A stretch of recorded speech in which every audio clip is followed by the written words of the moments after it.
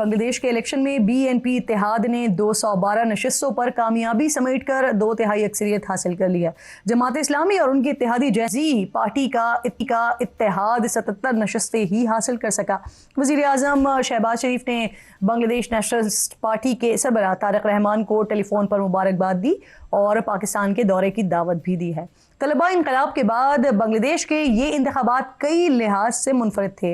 BBC के मुताबिक सन 1991 के बाद ये पहले इंतखाबात थे कि जब बांग्लादेश में पार्लिमानी जमहूरियत की वापसी हुई है। पहली बार ऐसा हुआ है कि अवामी लीग मैदान में नहीं थी और ये पहला इलेक्शन था जो 2 साबिक़ वज़राए आज़म शेख हसीना वाजिद और खालिदा जिया के बगैर हुआ है।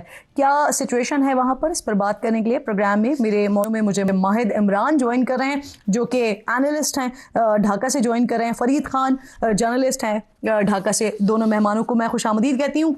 माहिद, ज़रा मैं आपसे बात का आगाज़ करना चाह रही हूँ। पहले आप मुझे सिचुएशन के बारे में वहाँ पर बता दीजिए।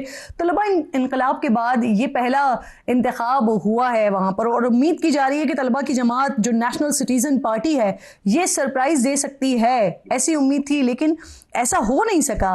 क्या वजूहात समझते हैं आप इसकी? देखिए, एक चीज़ कहूँगा कि हम लोगों के बहुत ही ज़्यादा उम्मीद थे।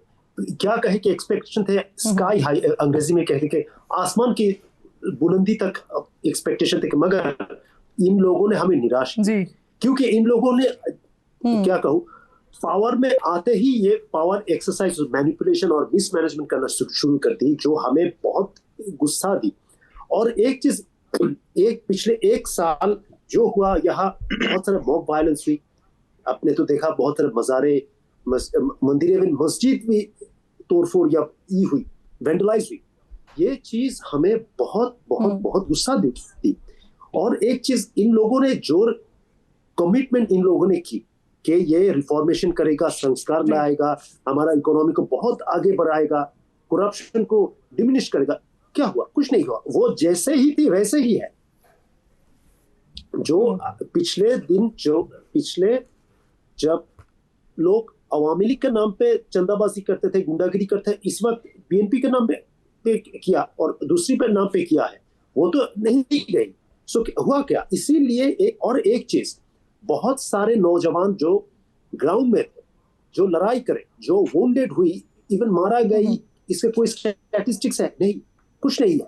और इन लोगों के साथ वादा किया था कि इन लोगों को मेडिकल एड, बहुत सारे एड, ट्यूशन या फिर इंसेंटिव्स और नौकरी भी इन लोगों को दिलाएगा।